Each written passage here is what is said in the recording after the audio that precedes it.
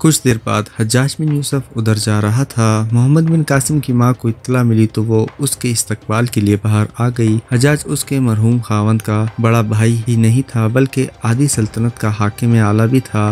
वो मोहम्मद बिन कासिम के शाहाना मकान में दाखिल होने ही वाला था कि उसे सर पर दौड़ते घोड़े की टाप सुनाई दी। उसने उधर देखा, एक सवार घोड़ा दौड़ाता आ रहा था। हज्जाज उसे देखने को रुक गया। मोहम्मद बिन कासिम की माँ उसके पास खड़ी थी। सवार उनके करीब से गुजर गया। उसने घोड़े की रफ्तार कम ना की थी और उसने हज्जाज की तरफ देखा ही नहीं था। हज्जाज के चेहरे पर नापसंदीदगी के आसार आ गए। साफ पता चलता था कि सवार के इस तरह करीब से गुजर जाने को उसने बदतहजीबी समझा था। वो कबीला सकीफ का सरकर्दा फर्द था। ताइफ के लोग उसकी बहुत इज्जत करते थे। मालूम होता है मेरे कबीले के बेटे मुझे भूल गए हैं। हज्जाज ने मोहम्मद बिन कासिम की माँ से कहा, ये लड़का मुझे मरऊब करने के लिए मेरे पास से गुजर गया है। तुम जानती हो कि ये किसका बेटा है? अपना ही बेटा है। मोहम्मद बिन कासिम की माँ ने कहा, मोहम्मद है। नहीं। हज्जाज ने हैरत से कहा, हमारा बेटा इतना बड़ा नहीं हो सकता। मोहम्मद को तो मैं छोटा सा छोड़कर गया था। कुछ दूर जाकर मोहम्मद बिन कासिम ने घोड़ा मोड़ा और वापस उसी रफ्तार से आया। घोड़ा इतना तेज था कि उसने अब फिर आगे निकल जाना था, लेकिन हज्जाज और अपनी माँ के करीब आकर मोहम्मद बिन कासिम ने घोड़ा रोक लिया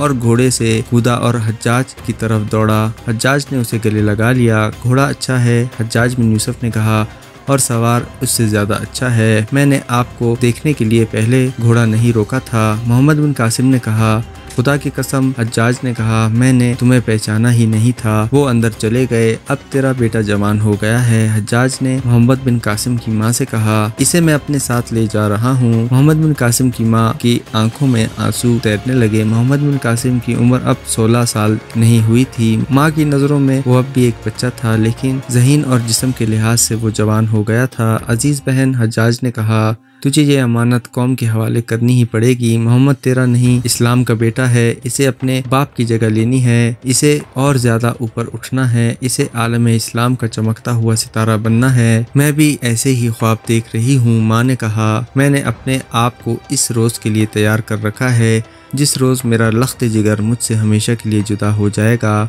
मैं इसे अपने साथ बिसरा ले जाऊंगा। हज्जाज ने कहा, इसकी अस्करी तरबियत और दूसरी तालीम मुकम्मल हो चुकी है। अब इसे अमली जिंदगी में डालना है और इसे उमरा की महफिल में ले जाना है और इसे जंगी मशकों में शामिल करना है। हज्जाज का सदर मकाम बसरा था। उसका मकान एक महल था और ये बादशाहों के मोहल्लात जैसा था। हज्जाज की एक बेटी थी जिसका नाम लुबना था। हज्जाज जब ताइफ गया तो लुबना पिसरा में रही। वो कमसिन थी। रात को उसके कमरे की एक बंद खिड़की पर बाहर से हल्की सी दस्तक हुई। लुबना इस दस्तक के इंतजार में थी। वो सो गई थी, लेकिन इस हल्की सी दस्तक पर उसकी आंख खुल गई। उसने खिड़की खोली और बाहर को झांकी। उसने खिड़की में से निकलने के लिए पाँव खिड़की में रखा। बाहर से 2 मर्दाना हाथ आगे बढ़े। लुबना ने अपने हसीन जिस्म का बोझ इन हाथों पर डाल दिया और इन हाथों ने उसे उठाकर बाहर खड़ा कर दिया। फिर इन हाथों ने उसे समेटकर बाजू में जकड़ लिया। यहाँ से चले चलो, लुबना ने कहा। दरवाजा अंदर से बंद है, खिड़की बंद कर दो सलमान। सलमान ने खिड़की के कुआड़ बंद कर दिए और दोनों महल के बाग में चलने लगे। सलमान उस वक्त के खलीफा वलीद बिन अब्दुल मालिक का छोटा भाई था। उसकी उम्र 16-17 साल थी। लुबना की उम्र भी इतनी ही थी। दोनों एक ही मदरसे में पढ़ रहे थे। बचपन में ही लुबना सलमान के दिल में घर कर गई थी। जवानी में दाखिल होते हुए तो इनकी मुलाकातों पर पाबंदी आयद हो गई थी। दोनों शाही खानदान के थे। इन्हें ऐसा कोई डर न था कि वो बदनाम हो जाएंगे। रिवायात ऐसी थी जो इन्हें खुले बंदों मिलने से रोकती थी और एक वजह ये भी थी कि लुबना अपने बाप हज्जाज से डरती थी। वो तबीयत का बहुत सख्त था। हम इस तरह कब तक मिलते रहेंगे? सलमान ने लुबना से कहा। वो लुबना को प्यार से कमर कहकर पुकारता था। मैं भाई से कह दूं कि हमारी शादी करा दे, तुम्हारे भाई तो शायद मान लेंगे। लुबना ने कहा, मैं ये नहीं बता सकती कि मेरे अब्बा मानेंगे या नहीं। क्या वो अमीरुल मोमिनीन के भाई को अपनी बेटी देने से इनकार कर देंगे? सलमान ने पूछा। क्या तुम इन्हें जानते नहीं? लुबना ने कहा, वो अपने फैसले खुद करते हैं। उन्होंने खलीफा का فروغ کبھی قبول نہیں کیا۔ اگر انہوں نے تمہارے لیے کوئی اور آدمی منتخب کر لیا تو کیا کرو گی؟ ان کے حکم کی تعمیل کروں گی، لبنہ نے کہا۔ کیا تمہیں افسوس نہیں ہوگا کہ تم امیر المومنین کے بھائی کی بیوی نہ بن سکیں؟ سلمان نے کہا، تم جو فخر میری بیوی بن کر سکو گی وہ کسی اور سے تمہیں حاصل نہیں ہوگا۔ سلمان لبنہ نے کہا، ہم بچپن سے ایک دوسرے کو چاہتے ہیں۔ اس وقت تم امیر المومنین کے بیٹے تھے، لیکن میں نے تمہیں اس لیے نہیں چاہا کہ تم شہزادے ہو، تم میرے دل کو اچھے لگے۔ اگر تم گڈریے کے بیٹے بھی ہوتے تو تمہیں شہزادہ سمجھتی۔ اس وقت تم نے بھی نہیں سوچا ہوگا کہ میں کس کی بیٹی ہوں۔ یہ تو میں آج بھی نہیں سوچ رہا کہ تم حاکم اعلیٰ کی بیٹی ہو، سلمان نے کہا، لیکن تم یہ ضرور سوچ رہے ہو کہ تم امیر المومنین کے بھائی ہو، لبنہ نے کہا، اور تمہاری اس حیثیت کی وجہ سے مجھے تم پر فخر کرنا چاہیے۔ یہ سن لو سلمان، میں اس آدمی پر فخر کروں گی جس کے دل میں میری محبت ہوگی اور جو یہ نہیں دیکھے گا کہ اس کے باپ کا رتبہ کیا ہے اور میں کس باپ کی بیٹی ہوں۔ آج تم کیسی باتیں کر رہی ہو قمر؟ سلمان نے اسے اپنے بازو میں سمیٹ کر کہا، اتنی پیاری رات ہے، میں تم سے بھاگ نہیں رہی سلمان، لبنہ نے کہا۔ اگر مجھے تم سے محبت نہ ہو تو میں اس طرح رات کو باہر نہ آ جایا کروں جس طرح آتی ہوں۔ کمرے کا دروازہ اندر سے بند ہے اور میں کھڑکی سے باہر نکل آئی ہوں۔ میں تمہیں یہ بتانا چاہتی ہوں کہ میں اب بچی نہیں رہی، اور سلمان میں شاید بیان نہیں کر سکتی کہ میں کیا محسوس کر رہی ہوں۔ مجھے بیوی بننا ہے اور تم جانتے ہو ہماری روایات کیا ہیں۔ ہماری روایات یہ ہیں کہ محبت ہو تو ہم شادی کر لیں، سلمان نے کہا، اور جو خلیفہ ہوتا ہے وہ ایک سے زیادہ بیویاں۔ میں ان روایات کی بات نہیں کر رہی، لبنہ نے کہا، میں اسلام کی عسکری روایات کی بات کر رہی ہوں۔ میں ان مجاہدین کی روایات کی بات کر رہی ہوں جنہوں نے فارس اور روم جیسی جنگی قوتوں کو ریزہ ریزہ کر کے سلطنت اسلامیہ کو کہاں سے کہاں پہنچا دیا۔ اب دیکھ لو، ہم آپس میں بٹ گئے ہیں، کہیں بغاوت ہوئی، کہیں یورش ہوئی، اور اس کا نتیجہ یہ ہوا کہ رومیوں کی تلوار ہمارے سروں پر لٹک رہی ہے۔ کیا تم نہیں جانتے کہ ہم نے رومیوں کے ساتھ دوستی کا جو معاہدہ کیا ہے وہ کتنی کثیر رقم دے کر کیا ہے؟ ہم نے نقد قیمت ادا کر کے اپنے دشمن سے امان خریدا ہے۔ ہم نے دراصل یہ معاہدہ کر کے دشمن پر یہ ثابت کر دیا ہے کہ ہم اتنے کمزور ہو گئے ہیں کہ اپنی زمین کے اور اپنے دین کے دفاع کے قابل نہیں رہے۔ اوہ میری کمر، سلمان نے بے تاب ہو کر کہا، تم اس رومان پر رات کا اور میرے ارمان کا خون کر رہی ہو، تم جو اس چاندنی سے زیادہ حسین ہو، ایسی روکھی پھیلی اور بے مزہ باتیں کر کے میرے حسن اور میری محبت پر کالی گھٹا کے سائے ڈال رہی ہو۔ تم کیا سمجھتی ہو کہ جو باتیں تم نے کہی ہیں وہ مجھے نہیں معلوم؟ اور کیا تم نہیں جانتی کہ اپنے بھائی کی وفات کے بعد میں نے منصب پر بیٹھ جانا ہے؟ میں جا رہی ہوں، لبنہ اٹھ کر کھڑی ہوتی ہوئی بولی، مجھے اب جانا چاہیے، ماں کو پتہ چل گیا تو وہ اپنے کمرے میں سو رہی ہیں۔ سلمان نے کہا، کیا ہو گیا تجھے قمر؟ تم نے پہلے کبھی ایسا نہیں کیا تھا۔ وہ بھی اٹھ کر کھڑا ہوا، لبنہ چل پڑی، سلمان اس کے پیچھے آیا۔ کیا تم میری محبت کو ٹھکرا کر جا رہی ہو؟ سلمان نے پوچھا۔ نہیں سلمان، لبنہ نے رک کر کہا، میں نے تمہاری محبت کو نہیں ٹھکرایا، تم نے شادی کی بات کی ہے، کچھ سوچنے دو سلمان۔ وہ اپنے کمرے کی کھڑکی تک آئی اور کھڑکی کھول کر کمرے میں چلی گئی۔ 2-4 روز بعد حجاج بن یوسف طائف سے واپس آ گیا۔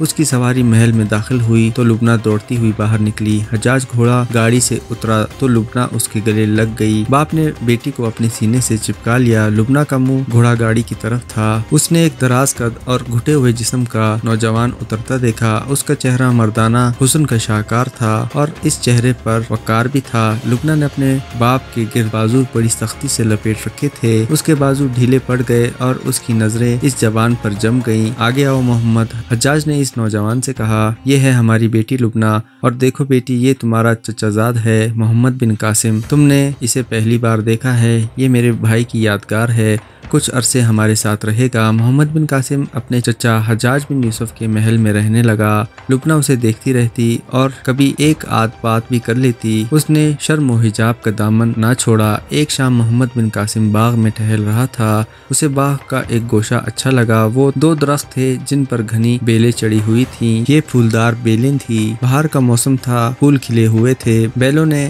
چھت سی بنا رکھی تھی۔ محمد بن قاسم کو یہ جگہ بڑی اچھی لگی۔ وہ اس کے اندر جا کر بیٹھ گیا۔ لبنہ نے اسے دیکھ لیا اور وہ بھی ٹہلتی ٹہلتی وہاں پہنچ گئی۔ چھپ کے کیوں بیٹھے ہو محمد؟ لبنہ نے اس سے پوچھا۔ پھولوں کی یہ چھت اور پھولوں کی دیوار اچھی لگی تو بیٹھ گیا، محمد بن قاسم نے کہا۔ میں بھی بیٹھ جاؤں؟ لبنہ نے پوچھا۔ نہیں، محمد بن قاسم نے کہا۔ کیوں؟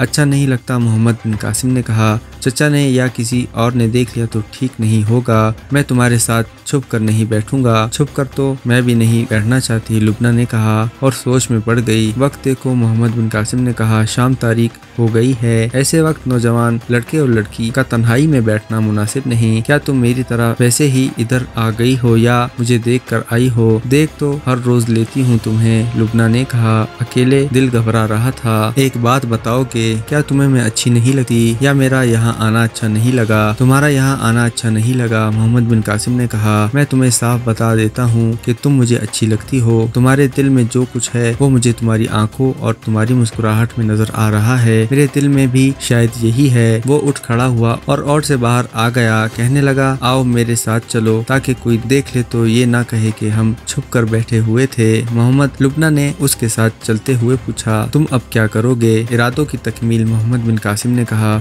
मेरी जो तरबियत हुई है वो मुझे चैन से बैठने नहीं देती। क्या तुम सालार बनना चाहते हो? लुबना ने पूछा। मैं कोई रुतबा या कोई ओहदा नहीं चाहता, मोहम्मद बिन कासिम ने कहा। मेरे जहन में मेरी आंखों के सामने एक रास्ता है। इस पर कुछ लोगों के नक्ूश पाए हैं। लुबना, रास्ता कोई भी हो, इस से हजारों लाखों लोग गुजरते हैं और जो भी गुजरता है वो अपने नक्ूश पा इस रास्ते पर छोड़ जाता है। गुजरने वाले एक दूसरे के कदमों के निशान मिटाते चले जाते हैं, लेकिन कुछ लोग ऐसे हैं जिनके कदमों के निशान मिट ही नहीं सकते। भूले भटके मुसाफिर इन्हीं के नक्ूश पा को देख कर मंजिल को पहुँचते हैं। मैं भी इन्हीं नक्ूश पा को देख रहा हूँ। कौन है वो? लुबना ने पूछा। खालिद बिन वलीद रज़ी अल्लाह ताला अन्हु, मोहम्मद बिन कासिम ने जवाब दिया। साद बिन अबी वक़ास रज़ी अल्लाह ताला अन्हु, अबू बकर और हज़रत उमर रज़ी अल्लाह ताला अन्हु, ऐसे और भी कुछ नाम हैं। मैं इनकी रिवायात को आगे बढ़ाने का अज़्म लिए हुए हूँ। मैं सल्तनत इस्लामिया की हुदूद दूर तक ले जाने का इरादा किए हुए हूँ। सिर्फ सालार बन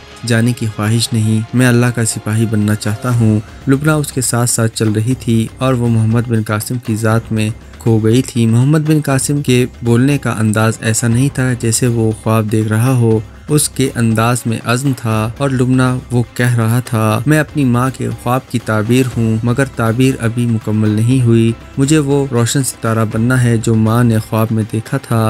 वो चलते चलते महल के एक बरामदे में पहुँच गए। मोहम्मद बिन कासिम खामोश हो गया। जाओ लुबना, मोहम्मद बिन कासिम ने कहा, मैं अकेला अंदर जाऊँगा। लुबना उसके आगे खड़ी हो गई और उसका चेहरा अपने दोनों हाथों में थाम लिया। मुझे शायद तेरा ही इंतजार था मोहम्मद, लुबना ने जज्बाती और रुंधी हुई आवाज में कहा। जी चाहता है तेरी हमसफर हो जाऊं, कबूल करोगे? अगर अल्लाह को मंजूर हुआ तो, मोहम्मद बिन कासिम ने कहा और वहाँ से चला गया। बहार के दिन थे। इन दोनों दारुल खिलाफे में मुख्तलिफ खेलों के मुकाबले हो रहे थे। इन खेलों में शाहसवार, नेजाबाजी, तीरंदाजी और कुश्ती खास तौर पर शामिल थी। खलीफा अब्दुल मालिक बिन मरवान के दौर में फौज ज्यादातर जंग व जदल में मसरूफ रही थी। जैसा कि बताया जा चुका है, अब्दुल मालिक ने बागियों का खात्मा कर दिया था, इसलिए अब उसके बेटे वलीद बिन अब्दुल मालिक के दौर में अमन व अमान था। फौज फारिग थी, इसलिए इस खलीफा ने फौज में ये सरगर्मी पैदा कर दी कि हर साल वो दारुल खिलाफा में जंगी नौयत के खेलों के मुकाबले होते रहे। ये मुकाबले इस कदर सख्त होते थे कि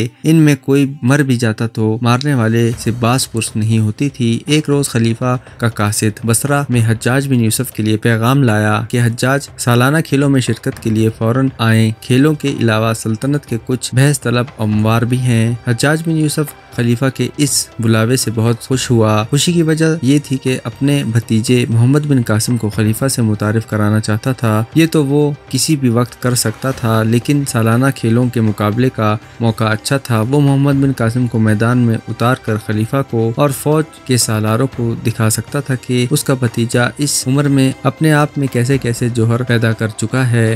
इसने मोहम्मद बिन कासिम से कहा, मैं नहीं जानता कि शाहसवारी और बगैर हथियार लड़ने में तुम्हें कितनी कुछ महारत हासिल है। ये मौका अच्छा है। मैं तुम्हें इस मुकाबले में शामिल करूं तो मुझे शर्मसार तो नहीं होना पड़ेगा। हार जीत अल्लाह के इख्तियार में है चचा जान, मोहम्मद बिन कासिम ने कहा। मैं बढ़ नहीं हाँकूंगा, मैदान में जरूर उतरूंगा। चलने की तैयारी करो, हज्जाज ने कहा। मैं भी चलूंगी, लुबना ने कहा। आप मुझे कभी भी मुकाबले दिखाने नहीं लेकर गए। हज्जाज बिन यूसुफ रोती बेटी को मायूस नहीं कर सकता था, उसे भी उसके साथ ले लिया। हज्जाज बिन यूसुफ मोहम्मद बिन कासिम और लुबना के साथ दारुल खिलाफा पहुंचा। उसने मोहम्मद बिन कासिम को खलीफा के सामने पेश किया और बताया कि ये कौन है। खुदा की कसम इब्ने कासिम, खलीफा ने कहा, तेरे बाप को हमारा खानदान कभी नहीं भुला सकता। اس نے ہماری خلافت کی آبرو پر جان قربان کر دی تھی۔ وہ بہادر تھا، وفادار تھا۔ ہم امید رکھتے ہیں کہ تو بھی اپنے باپ کے نقش قدم پر چلے گا۔ ابن یوسف خلیفہ نے حجاج سے کہا، اپنے بھتیجے کو کس کے مقابلے میں اتارو گے؟ اسی لیے تو اسے یہاں لایا ہوں۔ امیر المومنین حجاج نے کہا، میں بھی دیکھنا چاہتا ہوں کہ یہ کسی قابل ہوا ہے یا نہیں۔ اگر ہوا ہے تو ہم اسے اس کے باپ کی جگہ کر دیں گے۔ خلیفہ نے کہا، حجاج بن یوسف حاکم اعلیٰ تھا۔ اس کا عہدہ اور اس کے اختیارات آج کے گورنر سے زیادہ تھے۔ اس عہدے کے مطابق خلیفہ نے اسے اپنے محل میں ٹھہرایا۔ محمد بن قاسم کو بھی محل میں ہی جگہ دے دی گئی اور لبنہ کو بیگمات میں بھیج دیا گیا۔ اسی محل میں خلیفہ کا چھوٹا بھائی سلمان عبد المالک بھی رہتا تھا۔ لبنہ کو دیکھ کر وہ بہت خوش ہوا۔ اس نے اپنی خاتمہ سے کہا کہ لبنہ کو بلا لائے۔ خاتمہ نے آ کر بتایا کہ لبنہ حجاج بن یوسف کے بھتیجے کے کمرے میں ہے، وہ جہاں کہیں ہے اسے لے آؤ۔ سلمان نے کہا، اسے کہو سلمان تمہیں یاد کر رہا ہے۔ خاتمہ چلی گئی اور جواب لائی کہ وہ ابھی نہیں آئے گی۔ کہاں تھی وہ؟ سلمان نے پوچھا، کیا کر رہی تھی؟ حاکم اعلیٰ کے بھتیجے کے پاس بیٹھی تھی۔ خاتمہ نے جواب دیا، اس کے ساتھ ہنس ہنس کر باتیں کر رہی تھی۔ حجاج کے بھتیجے نے بھی کچھ کہا ہوگا۔ سلمان نے کہا، اس نے مجھ سے کہا کہ پھر اس کمرے میں نہ آنا۔ خاتمہ نے کہا۔ سلمان غصے سے لال پیلا ہونے لگا۔ اسی شام کا واقعہ ہے۔ لبنہ محل کے ایک باغ میں ایک گوشے میں چل رہی تھی۔ وہاں رنگا رنگ پھول کھلے ہوئے تھے۔ وہ باغ کا بہت ہی خوبصورت حصہ تھا۔ لبنہ کو اچھا لگا تھا، اس لیے وہاں چلی گئی تھی۔ اسے وہاں ٹہلتے ہوئے ابھی تھوڑا سا وقت ہی گزرا تھا کہ پیچھے سے کسی نے آ کر دونوں ہاتھ اس کی آنکھوں پر رکھ دیے۔ ہاتھ مردانہ تھے۔ لبنہ نے ہنستے ہوئے ان کے ہاتھوں پر ہاتھ پھیرا۔ چلو پہچان لیا، لبنہ نے کہا، محمد۔ اس کی آنکھوں سے یہ دونوں ہاتھ نیچے کو سرکے، پھر یہ ہاتھ پیچھے ہٹ گئے۔ لبنہ نے گھوم کر دیکھا، اوہ سلمان۔ لبنہ نے کہا، مجھے امید تھی تم آؤ گے، تمہیں امید تھی کہ ابن قاسم آئے گا۔ سلمان نے طنزیہ لہجے میں کہا، تمہارے منہ سے اسی کا نام نکلا تھا، کیا اس کا نام لینا گناہ ہے؟ لبنہ نے کہا، لیکن کسی کو دھوکے میں رکھنا گناہ کبیرہ ہے۔ سلمان نے کہا، مجھے دھوکے میں نہ رکھو لبنہ، تمہیں میرے اور ابن قاسم کے درمیان فیصلہ کرنا ہوگا۔ فیصلہ سوچ سمجھ کر کرنا کہ میں خلیفہ بننے والا ہوں اور ابن قاسم میرا ملازم ہوگا۔ میں اسے سالار سے سپاہی بنا سکتا ہوں، اسے بھکاری بنا سکتا ہوں۔ کیا دیکھا ہے تم نے اس میں جو مجھ میں نہیں؟ اس کی محبت میں دھونس نہیں۔ لبنہ نے کہا، میں اسے اس وقت بھی چاہوں گی جب وہ سالار ہوگا، اور جب وہ سپاہی ہوگا تو میں اس سے پہلے سے زیادہ چاہوں گی، اور جب تم اسے بھکاری بنا دو گے تو میں اسے کسی کے آگے ہاتھ نہیں پھیلانے دوں گی۔ میری محبت عہدوں اور رتبوں کی پابند نہیں۔ لبنہ وہاں سے چل پڑی۔ سلمان اس کے پیچھے لپکا، اس نے اس کا بازو پکڑ لیا۔ اب وہ محبت کی بھیک مانگنے لگا، لبنہ کو بچپن کی محبت یاد دلانے لگا۔ لبنہ وہاں رکنا نہیں چاہتی تھی اور سلمان اسے جانے نہیں دے رہا تھا۔ سلمان، ایک بھاری بھرکم سی آواز آئی۔ سلمان اور لبنہ نے ادھر دیکھا۔ پھولوں کے پیچھے حجاج بن یوسف کھڑا تھا۔ اچھا ہوا کہ میں نے خود ہی دیکھ لیا، حجاج نے کہا، اور میں نے اپنے کانوں سے سنا ہے جو تم نے کہا اور جو میری بیٹی نے کہا۔ میرے عزیز، جوانی اندھی ہوتی ہے، میں تمہیں کچھ نہیں کہوں گا، صرف یہ کہوں گا کہ میں اپنی بیٹی کا ہاتھ تمہارے ہاتھ میں نہیں دے سکتا۔ یہ فیصلہ میرا ہوگا، میری بیٹی کا نہیں۔ تم جانتے ہو کہ تمہاری عمر ہی کا میرا ایک بھتیجا ہے، وہ میرے بھائی کی نشانی ہے، محمد بن قاسم۔ میری بیٹی اس کی بیوی بنے گی۔ لبنہ سر جھکائے کھڑی تھی۔ حجاج نے اسے اپنے ساتھ لیا اور چلا گیا۔ سلمان وہیں کھڑا انہیں دیکھتا رہا۔ اس کے چہرے پر جو تاثر آیا تھا وہ بتا رہا تھا کہ اس نوجوان کا خون ابل رہا ہے اور وہ سوچ رہا ہے کہ اس لڑکی کو کس طرح حاصل کرے اور حجاج اور محمد بن قاسم کو نیچے دکھائے۔ کچھ دنوں بعد یوں لگتا تھا کہ جیسے تمام تر عرب کے لوگ اس شہر میں اکٹھے ہو گئے ہیں۔ باہر سے آئے ہوئے لوگوں نے میدانوں میں خیمے گاڑ لیے تھے۔ جدھر نگاہ جاتی تھی انسان، گھوڑوں اور اونٹوں کا سمندر نظر آتا تھا۔ شہر کی گلیوں اور بازاروں میں چلنے کا راستہ نہیں تھا۔ بہت ہی وسیع و عریض میدان تھا۔ انسان، گھوڑوں اور اونٹوں کا یہ سمندر اس میدان کے ارد گرد سمٹایا تھا۔ ایک طرف ایک لمبا چبوترا بنا ہوا تھا، اس پر شامیانے لگے ہوئے تھے، اس کے نیچے کرسیاں رکھی ہوئی تھی۔ اس کے آگے ایک شاہانہ کرسی تھی جس پر خلیفہ ولید بن عبد المالک بیٹھا تھا۔ اس کے دائیں اور بائیں اس کی بیگمات بیٹھی تھی۔ اس کے ساتھ حجاج بن یوسف بیٹھا تھا۔ اس کے ساتھ اس کی بیٹی لبنہ بیٹھی تھی۔ باقی کرسیوں پر سالار اور شہری انتظامیہ کے حاکم بیٹھے تھے۔ ان میں مختلف قبیلوں کے سردار بھی تھے۔ ہزارہا تماشائی میدان کے گرد زمین پر بیٹھے یا کھڑے تھے۔ اونٹوں اور گھوڑوں پر بھی آدمی بیٹھے ہوئے تھے۔ خلیفہ کے اشارے پر سالانہ مقابلوں کا سلسلہ شروع ہو گیا۔ فوج کے دستوں کے آدمی بار بار آتے اور اپنے مد مقابل کو للکارتے، اور اسی طرح تیغ زنی، شاہ سواری وغیرہ کے مقابلے ہوتے رہے۔ تلواروں سے لڑنے والوں کے ہاتھوں میں تلواریں تھیں اور ڈھالیں بھی تھیں۔ زیادہ تر ڈھالیں چمڑے کی بنی ہوئی تھی۔ تیغ زنی میں کئی آدمی بری طرح زخمی ہوئے۔ شاہ سواری کے مقابلے بھی دلچسپ تھے۔ ہر سوار سوار اپنے کرتب دکھا کر گزر جاتا۔ پھر سواریوں کی لڑائی کے مقابلے ہوئے۔ محمد بن قاسم نہ چبوترے پر کرسیوں پر بیٹھے ہوئے مہمانوں میں تھا اور نہ ہی دوسرے تماشائیوں میں۔ سلمان بھی کہیں نظر نہیں آ رہا تھا۔ تماشائیوں کا تجسس اور شور اتنا زیادہ تھا کہ اپنی آواز بھی سنائی نہیں دیتی تھی۔ میدان میں دوڑتے گھوڑے اور اونٹ اتنی گرد اڑا رہے تھے کہ اس میں وہ چھپ جاتے تھے۔ میدان خالی کر دو، ایک اعلان سنائی دیا، میدان میں کوئی نہ رہے۔ یہ اعلان بار بار ہوا تو میدان خالی ہو گیا۔ گرد کم ہوتے ہوتے ختم ہو گئی۔ ایک طرف سے ایک گھوڑا نکلا، اس پر مخمل کی چادر پڑی ہوئی تھی جو گھوڑے کی گردن سے دم تک گئی ہوئی تھی اور دائیں بائیں رکابوں سے نیچے تک لٹک رہی تھی۔ اس کا رنگ گہرا سبز تھا۔ یہ جنگی گھوڑا تھا جس کے قدموں تلے زمین ہلتی محسوس ہوتی تھی۔ اس کی پیٹھ پر ایک نوجوان سوار بیٹھا تھا۔ اس کے سر پر لوہے کی خو تھی۔ اس کے ہاتھ میں برچی تھی لیکن برچی کے آگے آنی نہیں تھی۔ آنی کی جگہ گولا سا بنا ہوا تھا جس پر چمڑا چڑھا ہوا تھا۔ سوار کی کمر سے تلوار لٹک رہی تھی۔ گھوڑا میدان میں ایک چکر میں پھرا۔ اس کا سوار شاہی خاندان کا لگتا تھا۔ کیا طائف کا کوئی سوار میرے مقابلے میں آنے کی جرات کرے گا؟ سواری نے بلند آواز میں للکار کر کہا۔ یہ گھڑ سوار خلیفہ کا چھوٹا بھائی سلمان بن عبد المالک تھا۔ اس نے طائف کا نام خاص طور پر لیا تھا۔ اس نے دراصل محمد بن قاسم کو للکارا تھا جو طائف کا رہنے والا تھا۔ تماشائیوں میں سے ایک گھوڑا نکلا۔ یہ گھوڑا بھی اعلیٰ نسل اور جنگی گھوڑا تھا اور اس کا سوار بھی نوجوان تھا۔ اس کے ہاتھ میں برچی تھی اور کمر سے تلوار لٹک رہی تھی۔ ابن مالک یہ سوار للکارا، طائف کے قاسم بن یوسف کا بیٹا تیرے مقابلے میں آیا ہے۔ دونوں دور جا کر آمنے سامنے ہوئے اور ایک دوسرے کی طرف سرپٹ دوڑنے لگے۔ دونوں نے گولوں والی برچی ایک دوسرے کی طرف آگے کر لی۔ برچی مار کر مد مقابل کو گھوڑے سے گرانا تھا۔